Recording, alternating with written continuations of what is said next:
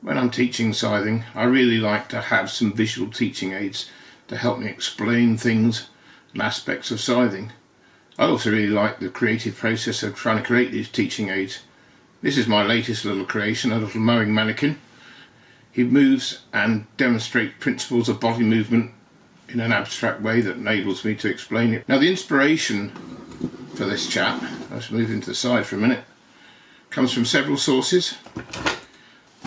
So one of the key principles I'm trying to explain to people is body posture, how to do that with the minimum of strain to the body and with the least effort.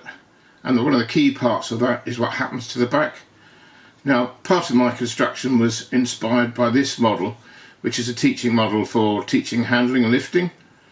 And essentially it's got a man, he's got a heavy weight here, with the heavy weight between his knees, straight back.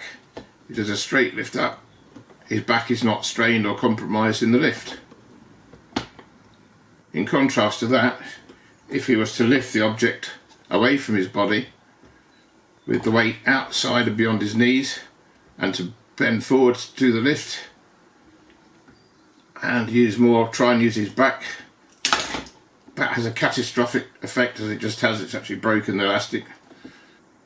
That was a bit unexpected, so he's actually broken his back joint. So the idea is that as he stretches, you can see the representation of the vertebrae joints opening up there, causing strain on the spinal cord elastic within. So the upper body of my mannequin has the same kind of construction here. If my little scythe here adopts a really bad posture by stooping at the back, as in the handling lifting model, the back joints open up and it puts strain on his spinal column there. So this helps me illustrate how to keep an upright posture and protect your back during mowing. So that's the upper part. He's got an elastic spinal cord there which helps maintain his body posture, providing you don't put strain forward. The other inspiration I had were these little pop-up puppets, where you press the button on the bottom and that causes relaxation in the muscles or collapse in this case. So what I've done is to create the same feature in a pop-up there where I can actually relax the lower knee joints so that he can mow in different poses with different parts of his body being stressed, as an illustration as part of my instructional talks. So in this position, with his legs fully tensioned and straightened, he'll be mowing around his body, and in this posture there's quite a bit of movement of the hips rotating around with the scythe.